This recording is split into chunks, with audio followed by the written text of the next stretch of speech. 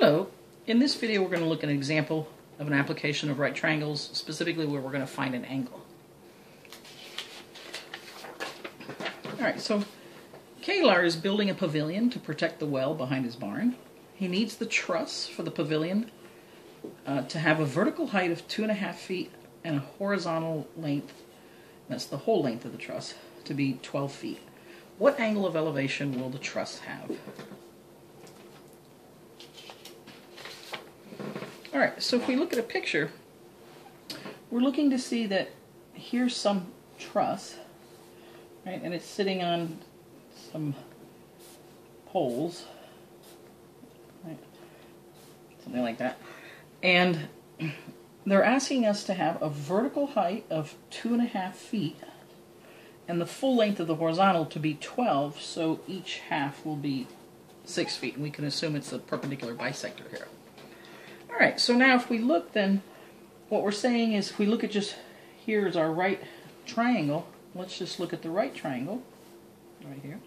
This is 2.5 feet, this is the 6 feet, and we're looking at the angle of elevation. The angle of elevation is always from the horizontal.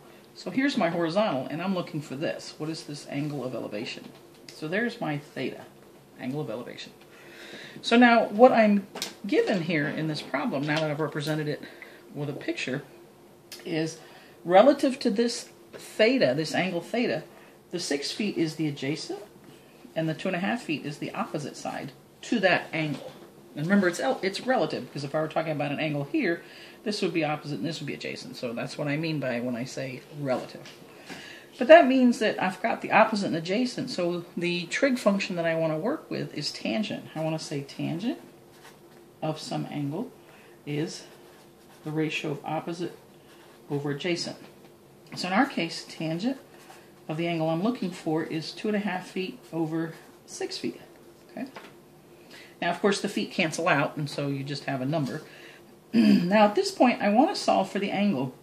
Now, I could, if I wanted to, go ahead and do this division, but I'm not going to do that. I'm going to do it more precisely. So I'm going to say, okay, I'm going to leave it as this ratio. I'm going to take the inverse tangent of both sides of this equation.